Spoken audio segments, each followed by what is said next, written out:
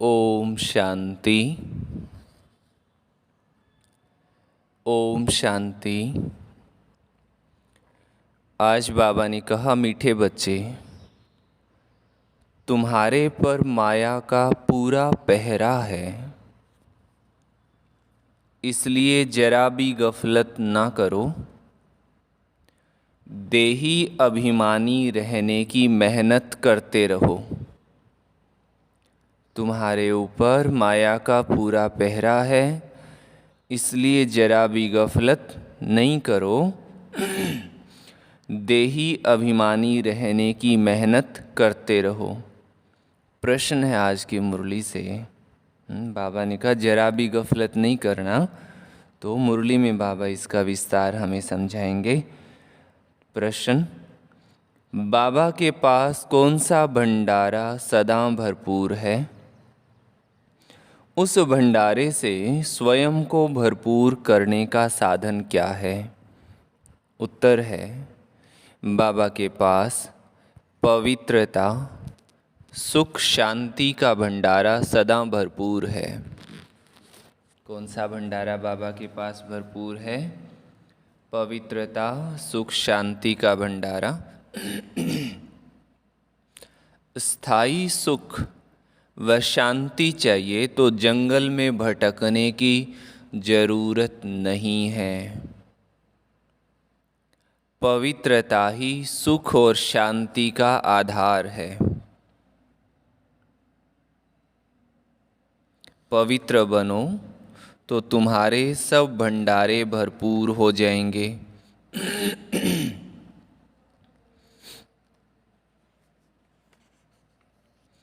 बाबा आते ही हैं बच्चों को पवित्र बनाने के लिए। वो है सदा पवित्र। बाबा ने दोनों ही प्रकार के बच्चों को संबोधित किया, ऐसा हम समझ सकते हैं कि दुनिया में शांति के लिए जंगल में जाते हैं, और बाबा के बच्चे भी शांति या प्राप्ति के लिए जो दुनियावी बातों में उलझे रहते हैं कि ये काम हो जाए, ये बात बन जाए तो हमें ठीक लगेगा या हम स्थिर अचल हो जाएंगे, परंतु नहीं, बाबा कहे अपनी पवित्रता को ठीक करो तो बाकी सब चीज़ें ठीक हो जाएंगी।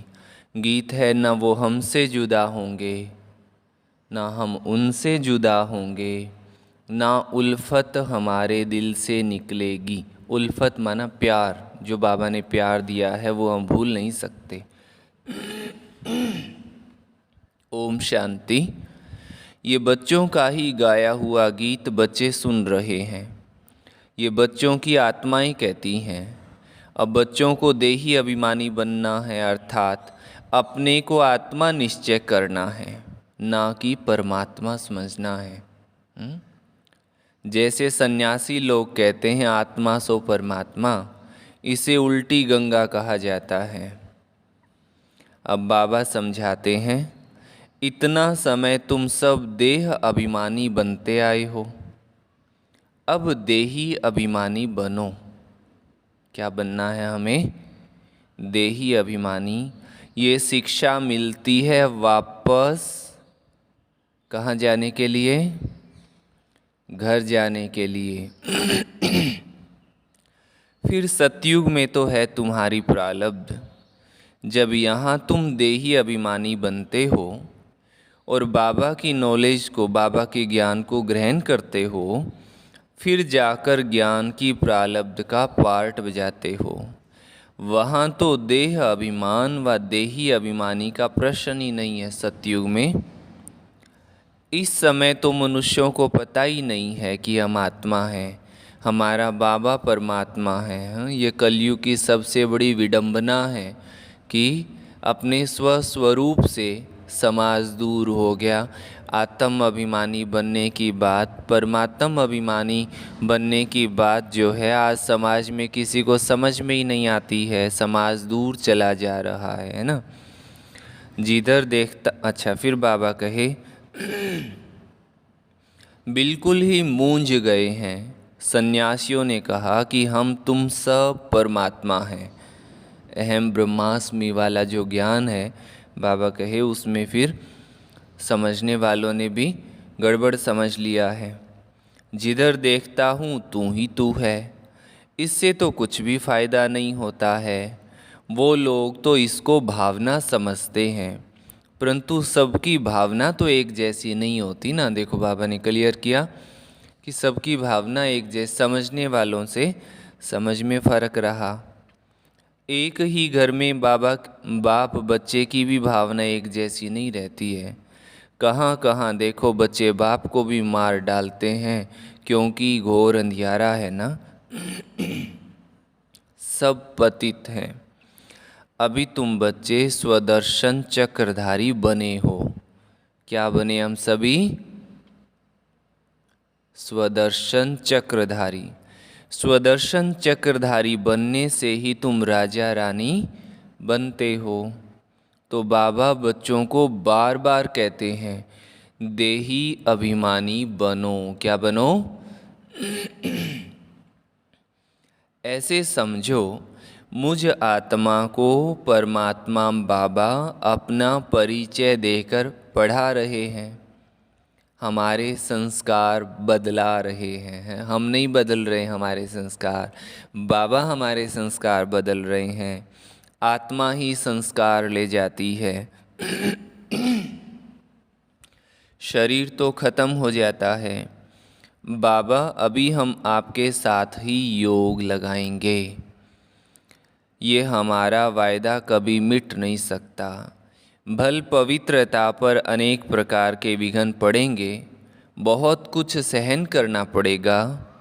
बच्चियाँ कहती है बाबा ये सितम सहन करूँगी। जैसे दुख के समय मुख से निकलता है ना, हाय राम, हे प्रभु, तुम तो ऐसे नहीं कहेंगे। तुम ब्राह्मण फिर बाबा को याद करते हो। बाबा हम दुख से कब छूटेंगी, हमको बहुत मारते हैं। गीत में भी कहते हैं कितनी भी मार पड़ेंगी, चाहे लाख तूफान जमाने के आए, ऐसे इस गीत में है। तो कितनी भी मार पड़ेगी बाबा, आपकी याद कभी नहीं भूलेंगे। मार पड़ने की बात तो खैर पहले थी, अभी तो ऐसी कोई बात नहीं है, लेकिन परिस्थितियों की मार खूब पड़ती। क्यों? क्योंकि हम बाबा की याद में जरा कम रहते हैं। हमको तो बाबा का ही बनना है, बुद्धि का योग उनसे जोड़ना है। ये है सब समझ की बातें। हम बुद्धि का योग जोड़ना है, तो सारा दिन दिल से मेरा बाबा भूले नहीं। यही हमारा पुरुषार्थ है। एक दिन ये सितम भी मिट जाएंगे, कुछ तो ज़रूर सहन करना पड़ता है। ये सब ड्रामा में नूंद है। पुरुषार्थ की बात है, बंधन कट जाते हैं अगर हम सिस्टम से बाबा की याद में रहते हैं। 5 वर्ष का टाइम, दादी चंद्रमणि जी की बात हमेशा हमें याद रहती है। कोई माता उनको बता रही थी ऐसे ऐसे विघ्न आता है, तो उन्होंने रिप्लाई किया कि तुम ठीक नहीं चलती हो, इसलिए अब तक तुम्हें विघ्न आता है। नहीं तो मैं समझती हूँ कि 5 साल में हर आत्मा निर्विघ्न तो नहीं कहें, लेकिन निर्बंधन हो जाती है। जो ये मोटे बंधन विघ्न है ये नहीं आते हैं। और अब भी अगर हमें गर्भग्रस्त में रहते विघ्न पड़ रहे हैं तो ज़रूर हमारे में कमी है, इसलिए विघ्न पड़ रहे हैं। बंधन कट जाते हैं, सिस्टम से बाबा की याद में चलते हैं। और थोड़ा सा जितना मेरी समझ में है, आश्रम में रहने वाले भाई बहनों को किसी ने सीधा सीधा रास्ता नहीं दिया कि अच्छा अब आप बड़े हो गए हैं, आप जाओ आश्रम में, आपको छुट्टी देते हैं, ये लो जाओ। परंतु जो भी रहने वाले हैं सेंटर पर, उन सबको बहुत विघ्न पड़े, लेकिन कोई भी ज्ञान मिलने के बाद 5 वर्षों तक घर में रहा ऐसा तो नहीं। सिस्टम से बाबा की याद में चले, सब काम किया, तो उनके विघ्न फटाफट कटते गए, है ना। तो हमें भी ये चीज़ क्रॉस करनी है, तो अपने आप को ध्यान देने की बात है। अबलाओं पर बहुत अत्याचार होते हैं। ये गीत भी देखो पहले से ही बना हुआ है, जिसका अर्थ कोई भी नहीं समझते हैं, नहीं जानते हैं। तुम्हारे शास्त्र जैसे कि ये रिकॉर्ड बन गए हैं। सब कहते हैं ऐसे तो कहाँ भी नहीं होता जो रिकॉर्ड पर अर्थ किया जाए, जो गीतों पर ऐसे सत्संग हो। ये तो फिल्मी गीत है ना, परंतु ये बाबा ने बनवाए हैं। तुम बच्चों को इस पर समझाना चाहिए। एक गीत कौन सा था जिसके लिए बाबा ने कहा कि जो गाने वाला था उसको सवेरे, रमेश भाई साहब बता रहे थे कि उसको सवेरे 2 बजे बेचैनी हो गई और इतना दिल में आए कि मैं गीत गाऊं। 3:30 बजे जा कर के वो अपने स्टूडियो में, उस टाइम स्टूडियो तो ऐसे नहीं होते थे, जैसा भी उनका व्यवस्था थी, रात को 3:30 बजे वो इतना लंबा सफ़र साइकिल पर तय करके गया और वो गीत उन्होंने रिकॉर्ड किया, जो गीत अभी मुरली में बजता है। तो ऐसे बाबा ने कहा ये गीत बाबा ने बनवाए हैं, पहले ही बन चुके थे, परंतु किसी को अर्थ नहीं समझ में आया इनका, अब बाबा समझाते हैं। तुम बच्चों को इस पर समझाना चाहिए, हमको पावन तो जरूर बनना है, बाबा के आदेश पर चलना है। मनुष्य तो जानते नहीं हैं, वो तो शिव शंकर को भी मिलाकर एक कर देते हैं। श्री कृष्ण भी भगवान है, वो तो हाजिरा हजूर है, जिधर देखो कृष्ण ही कृष्ण है। राधे के पुजारी फिर कहेंगे जिधर देखो राधे ही राधे है। साईं बाबा के भगत होंगे तो कहेंगे जिधर देखो साईं बाबा है। कितना अंधियारा है। ये फिर भी होना ही है, बना बनाया ड्रामा है। तुम कहते हो इस ज्ञान यज्ञ से विनाश ज्वाला प्रज्वलित हुई है, तो तुम तो कहते हैं तुम्हारे बाबा ने ऐसा यज्ञ रचा है जो विनाश करा देते हैं। हम कहते हैं शांति हो जाए और तुम फिर विनाश कराते हो। रुद्र ज्ञान यज्ञ नाम तो है ना, यज्ञ रचा जाता है ब्राह्मणों से। तुम ब्रह्मा कुमार कुमारियाँ ब्राह्मण ठहरे। वो हद के यज्ञ रचते हैं सेठ लोग, उसमें रुद्र यज्ञ नामी ग्रामी है। वो उसमें ज्ञान का अक्षर नहीं लगाते हैं। ये तो है रुद्र ज्ञान यज्ञ, वो रुद्र यज्ञ कहते हैं सीधा ही, उनको ज्ञान यज्ञ नहीं कहेंगे। बाबा ने समझाया है ज्ञान से ही तुम्हारी सद्गति होती है। वहाँ इस ज्ञान की दरकार नहीं होती है सतयुग में, वहाँ तो है ही सद्गति स्वर्ग। ये तो समझने की बातें हैं। बाबा बैठ ब्राह्मणों को ज्ञान देते हैं, दिखाते हैं रथ पर रथी बैठे थे। ये शरीर रथ है ना, श्री कृष्ण का दिखाते हैं शरीर रथ है ना। हर एक रथ में रथी आत्मा है, इसमें भी इनकी आत्मा है, परंतु बाबा कहते हैं मैं रथ का लोन लेता हूँ। जैसे मकान लेते हैं तो धनी भी रहता और लेने वाले भी रहते हैं। यहाँ ये रथी बन बाबा आते हैं, कहते हैं मैं फिर से तुमको क्या सिखाता हूँ, राजयोग सिखाता हूँ। क्या सिखाते हैं बाबा हमें?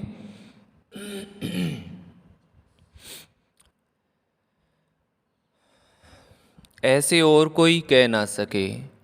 ये सब पॉइंट समझाई जाती है धारणा के लिए।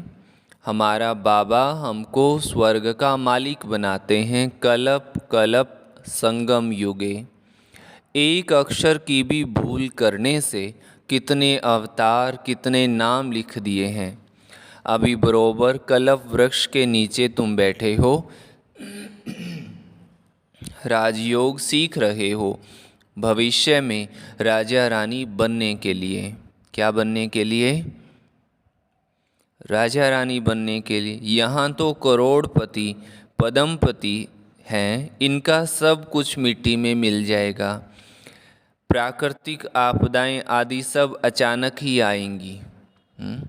पिछाड़ी में विनाश तो होना ही है। हाँ, अभी तुर्की में भूकंप आया था,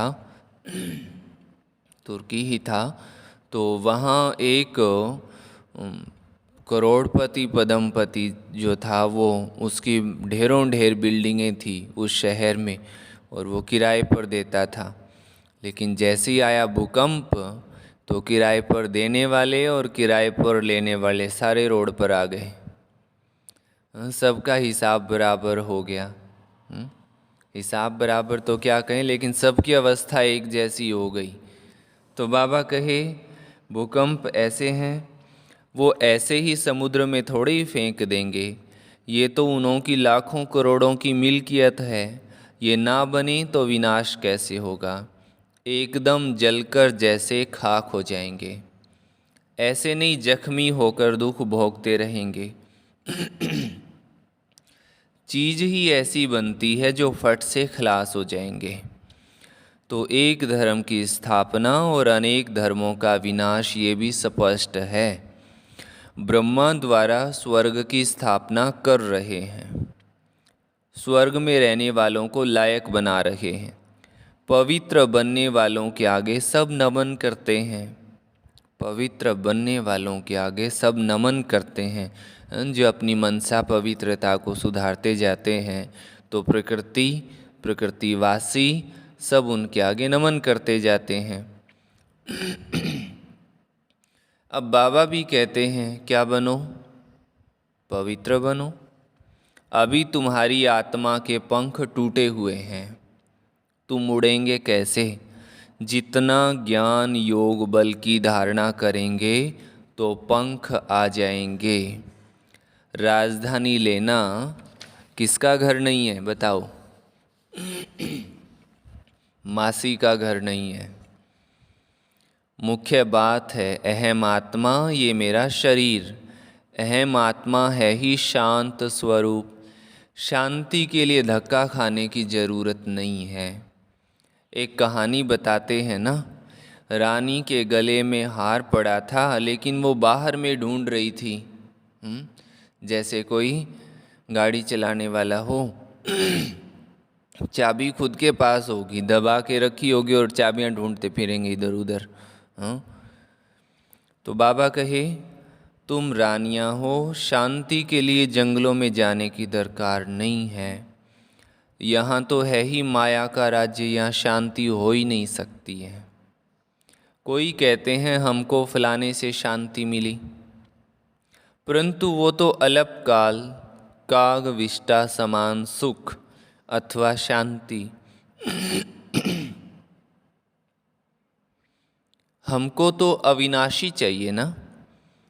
तुम बच्चों को चाहिए स्थायी शांति। पवित्रता से शांति सुख जितना चाहिए उतना लो। शिव बाबा का भंडारा है ना, जो सदा पवित्र है वही आकर सबको पावन बनाते हैं। सन्यासी तो समझते हैं कि आत्मा निर्लेप है, बाकी शरीर पर पाप लगता है। तो अब तुम बच्चे जानते हो बाबा है स्वर्ग की स्थापना करने वाला। हाँ, यहाँ एक बात और समझ में आई कि मान लो शरीर पर पाप लगता है तो माना जब शरीर का क्रियाक्रम करते हैं तो शरीर जलता है, तो मानो समझो साथ में पाप भी जल गए, खत्म, आत्मा पवित्र बन गई। फिर कोई बच्चा जन्म से अपंग अपाहिज पैदा होता है तो क्या कहते हैं? पिछले कर्मों का फल। तो शरीर तो वहीं खत्म हो गया था, तो ये फल किसके साथ आया? आत्मा के साथ आया ना। फिर कहते हैं कि खाली हाथ आए हैं खाली हाथ जाएंगे। ये भी सबसे बड़ा भूल कहेंगे, ये भी सबसे बड़ी भूल हो गई है। तो खाली हाथ कोई नहीं आया है, लेकर के आए हैं। तो बाबा कहते हैं यथार्थ रीति समझाने से समझेंगे कि बरोबर इन्हों को पढ़ाने वाला तो परम पिता परमात्मा है, जिसको ही पतित पावन सद्गति दाता कहा जाता है। सभी को दुर्गति से सद्गति में ले जाते हैं। सद्गति तो बाबा ही करेंगे ना, उनको कहा जाता है सद्गति दाता। दुर्गति दाता तो नहीं कहेंगे ना, पतित पावन कहेंगे। फिर पतित कौन बनाते हैं ये भी कोई नहीं जानते हैं। कहते ना सारी सृष्टि ईश्वर के हिसाब से ही चलती है। जो भी कर्म कराते हैं ईश्वर ही कराते हैं। ईश्वर कोई कर्म, ईश्वर मुख्य शास्त्रों में जो वर्णित है वो कुछ एक मुख्य कर्म है, जैसे जन्म और मरण दो, शादी और सद्गति पांचवा छठा मेरी ध्यान में नहीं। 6 कर्म जो है वो शास्त्रों के अकॉर्डिंग, शास्त्रों परमात्मा के अधीन रहते हैं। बाकी उम्र भर क्या किया, कैसा व्यवहार किया, कैसा कर्म किया, वो सब आत्मा के ऊपर निर्धारित होता है ना। तो कर्मों को सुधारने की बात पे ज़्यादा ध्यान देना चाहिए। ऐसा नहीं कि जो भी कर्म हो रहे हैं परमात्मा करा रहे हैं। तो बाबा के मैं सद्गति करने वाला हूँ, दुर्गति दाता तो नहीं कहेंगे ना, पतित पावन कहेंगे। फिर पतित कौन बनाते हैं ये भी कोई नहीं जानते हैं। बाबा कहते हैं तुम वाम मार्ग में गिरते हो तो रावण की प्रवेशता हो जाती है। मंदिरों में बड़े बड़े काले चित्र राधे कृष्ण के रखे हैं, नाम ही रखा है श्याम सुंदर। सतयुग में सुंदर था, फिर कलयुग में माया सर्प ने डस कर काला कर दिया है। अब कहाँ की बात कहाँ ले गए हैं, मनुष्यों को कुछ भी पता नहीं है। बाबा रचयिता और रचना का किसको पता नहीं है। बाबा बच्चों को समझाते हैं, बच्चे खबरदार रहना, माया बड़ी कड़ी है। इस समय तो तमो प्रधान है, किसको भी पछाड़ने में देरी नहीं करती है, एकदम नाक से पकड़कर गिरा देती है। ये है युद्ध स्थल। इसलिए बाबा बार बार समझाते हैं, तुम अपना कल्याण चाहते हो तो देही अभिमानी बनो। अपने को आत्मा समझ बाबा को याद करो तो अंतमति सो गति हो जाएगी। अंतमति सो गति हो जाएगी। सब संस्कार सामने खड़े हो जाते हैं। अनेक जन्मों के पाप विनाश करने में टाइम लगता है। कितनी कमाल की बात बाबा ने हमें फिर से याद कराई कि अपने को देही अभिमानी समझो। युद्ध के स्थल में खड़े हैं, क्यों? क्योंकि अभी हमारी एक विशेष शिकायत रहती है, क्या कि हमें समझ नहीं आता हम क्या करें। अब हमें उतना बड़े समझाते नहीं है, या उतना हमारा कम्युनिकेशन नहीं हो पाता है हमारे बड़ों से, तो अब हम कैसे समझें। तो बाबा ने बार बार चेताया कि देही अभिमानी बनो। तो पीछे जो हमें समझाया गया है, पढ़ाया गया है, तो अगर देही अभिमानी बन करके बाबा की याद में रहेंगे तो वो पुरानी बातें भी बाबा हमें टच कराएंगे, तो हमें समझ में आएगा। जैसे युद्ध का मैदान होता है ना, वहाँ कोई किसी का साथी नहीं होता है। भले एक ग्रुप दूसरे ग्रुप से लड़ रहे हैं, सारे इकट्ठे ही खड़े हैं, पर एक दो से बात करने की फुर्सत वहाँ नहीं होती है। तो आज का ज़माना भी युद्ध का मैदान है। इसलिए बाबा की याद ज़रूर है, बाबा की याद ज़रूरी है। और दूसरा अंतमति सो गति, इस पर भी हमें पूरा ध्यान देना चाहिए। सब संस्कार सामने खड़े हो जाते हैं, तुम्हारा अंत तक पुरुषार्थ चलता है। पहली बात है देही अभिमानी बनना। परमात्मा बाबा हम आत्माओं को पढ़ाकर आप समान बना रहे हैं। वकील जरूर खुद जैसा वकील बनाएगा, फिर है पुरुषार्थ पर भी दारमदार।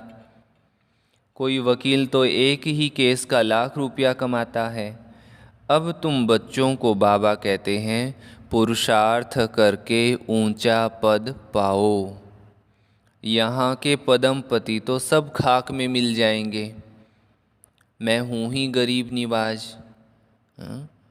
वो जब तुर्की का सीन देखने में आया तो करोड़पति के भी कपड़े बेचारे के बहुत फटे हुए मैले और वैसे ही दूसरे लोगों के थे, और जहाँ जो एशलम मिल रही थी वहीं वो, तो क्या हालत हो गई देखो। अब देखो जो लड़ाई करते हैं उनका काम ही मरना और मारना है। वो संस्कार ले जाते हैं, जन्म भल गृहस्थी के घर में लेंगे, परंतु फिर लड़ाई में चले जाते हैं। बाबा तो बहुत सहज समझाते हैं, जन्म जन्म के पाप हैं, इसलिए योग बहुत अच्छा चाहिए, तभी विकर्म विनाश होंगे। सिर से बोझा कैसे उतरे, इसके लिए जितना हो सके उतना बाबा को याद करना चाहिए। बाबा आप कितने मीठे हो। क्या बाबा आप कितने मीठे हो। बाबा कहते हैं लाडले बच्चे, गफलत नहीं करना। क्या नहीं करना? गफलत नहीं करना। गफलत नहीं करो। बाबा कहते हैं अब क्यों गफलत नहीं करना? माया पूरा पहरा दे रही है, इसलिए देही अभिमानी भव। ये है बुद्धि योग की दौड़। माया पूरा पहरा दे रही है। रामायण में भी दिखाते हैं ना, लास्ट में जब भयानक युद्ध छिड़ गया था और ऐसे लगा कि श्री राम की सेना जो है वो जीत जाएगी, तो रावण ने एक दाव खेला, ऐसी माया छोड़ी जो वानरों को नहीं, उसमें तो उल्टा दिखाते हैं ऐसा कि एक तीर ऐसा छोड़ा जो असुरों को सब आपस में एक दो के दुश्मन दिखने लगे थे, तो वो सारे आपस में लड़ करके ख़त्म हो गए। लेकिन माया भी ऐसा अभी वार करती है जो हमें भी हमारे साथ में आजू बाजू में ऐसे विघ्न पड़ते रहते हैं। तो बाबा कहे सावधान। बाबा बार बार कहते हैं अपना कल्याण चाहते हो तो योग बहुत अच्छा चाहिए, फिर बहुत हर्षित रहेंगे। देखो हमें ध्यान ये नहीं देना कि विनाश होने वाला है, माया आई खड़ी है। हमें ध्यान ये देना है कि हमें बाबा की याद में रहना है, हमारा स्थापना का कार्य है, हम सेवा में जिम्मेवार हैं, हमें इन चीज़ों पर ध्यान देना है। नेगेटिव पोल को नहीं देखना, पॉजिटिव पोल को देखना है। हमको भविष्य के लिए बाबा से वर्षा लेना है। कलयुग में तो नहीं राज करेंगे ना, राज करना है सतयुग में। देही अभिमानी बनना बहुत बड़ी मंजिल है, ऐसे थोड़े ही विश्व का मालिक बनेंगे। सितम भी बहुत सहन करने पड़ेंगे। कितनी बांधेली बच्चियां मार खाती है, आखिरी विजय तुम बच्चों की ही है। तुम सिर्फ बाबा की याद में रहो।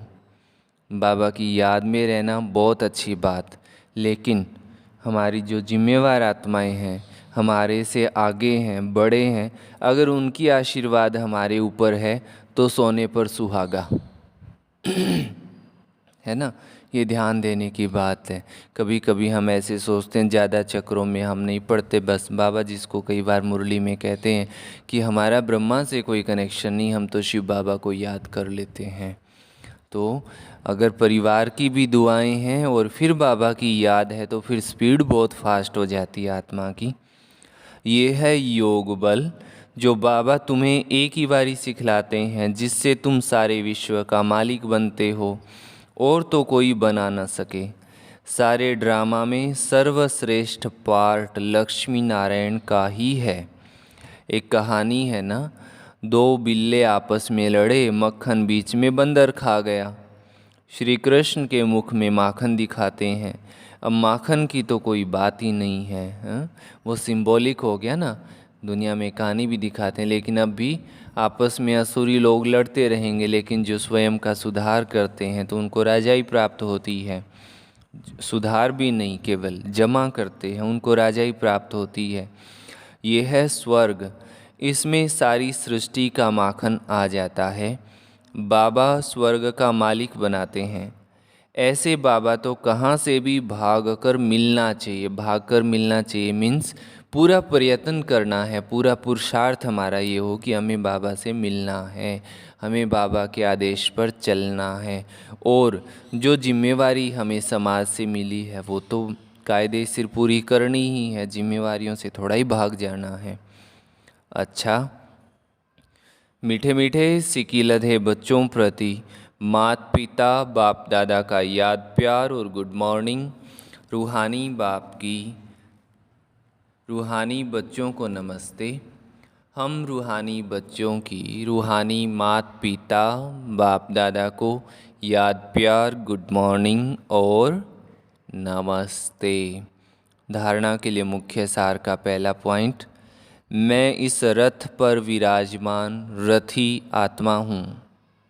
ये अभ्यास करते पूरा पूरा देही अभिमानी बनना है, बुद्धि योग की दौड़ करनी है।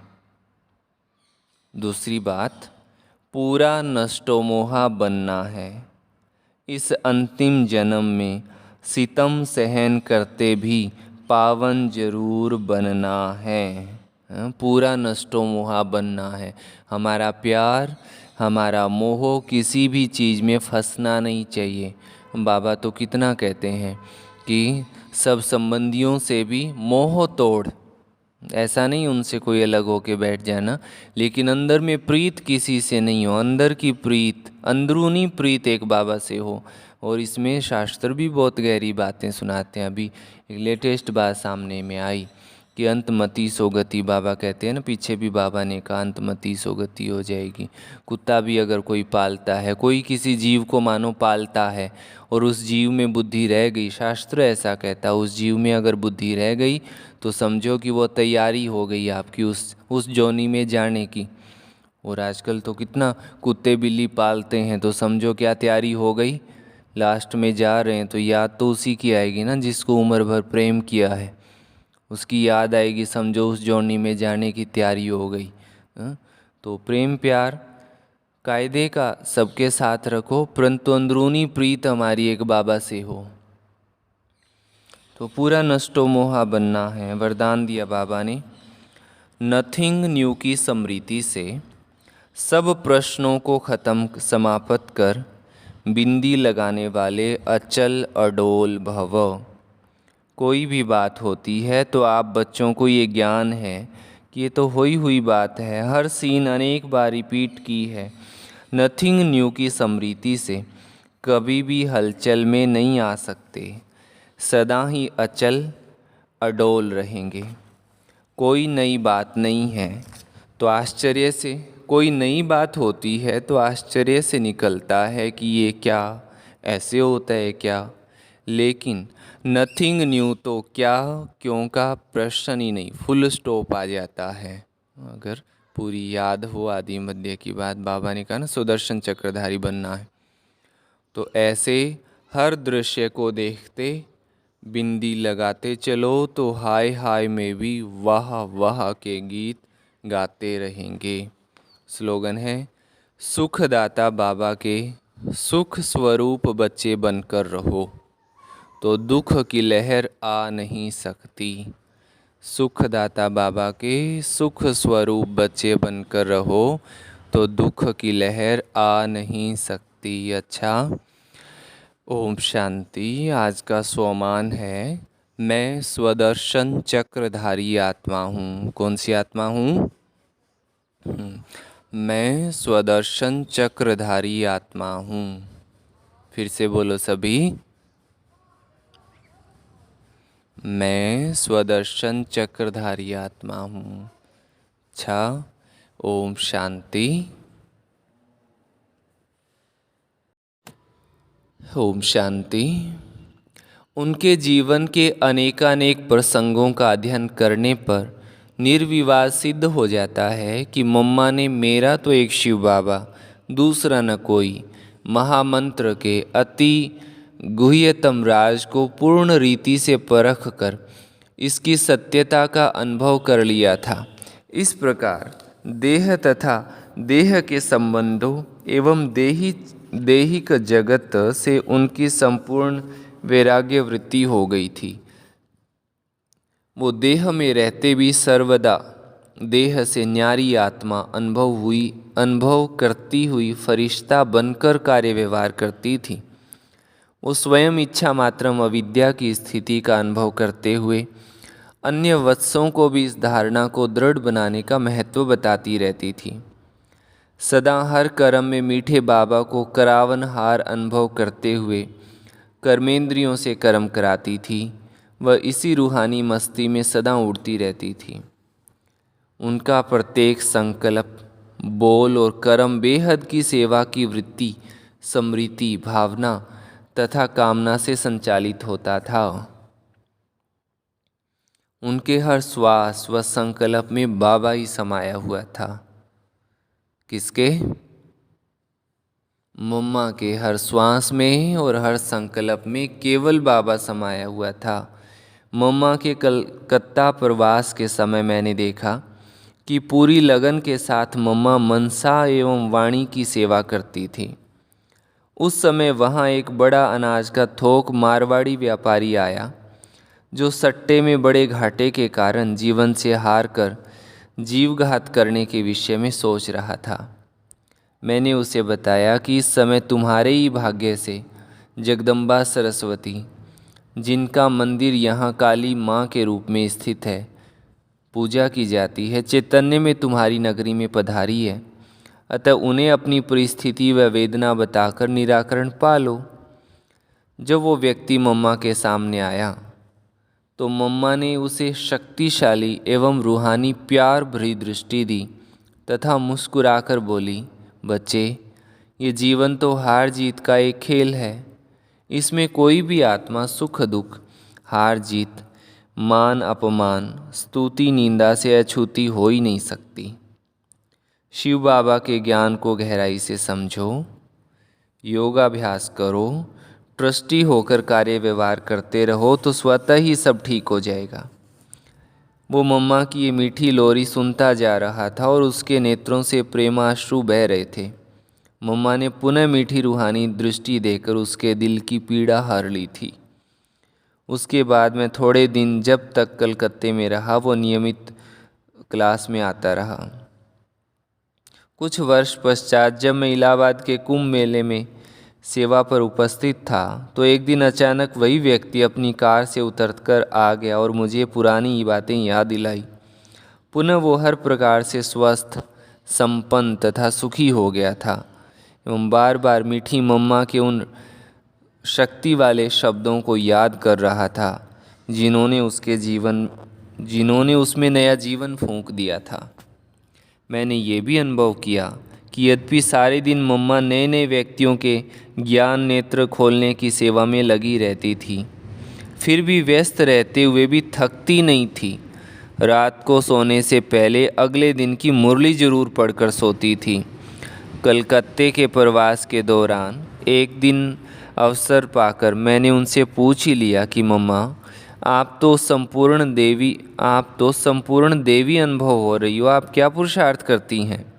मम्मा मुस्कुराई और बोली, बच्चे, इस समय तो हर ब्राह्मण आत्मा का मुख्य पुरुषार्थ ही है निरंतर आत्मिक स्थिति में स्थित होकर परम धाम में बिंदु रूप बाबा को याद करना, उसको करावनहार समझकर, स्वयं को निमित्त समझकर यज्ञ सेवा सच्चे दिल से करते रहना। मम्मा भी इसी पुरुषार्थ में व्यस्त रहती है। सचमुच आज से इतने वर्षों पहले मातेश्वरी जी ने चारों विषयों के सार को गहराई तक अनुभव कर लिया था। इसी आधार पर सतयुग की प्रथम विश्व महारानी श्री लक्ष्मी बनकर वे विश्व में सतो प्रधान राज्य प्रणाली की परंपरा को प्रारंभ करने के निमित्त बनेंगी। अच्छा, सभी को ओम शांति।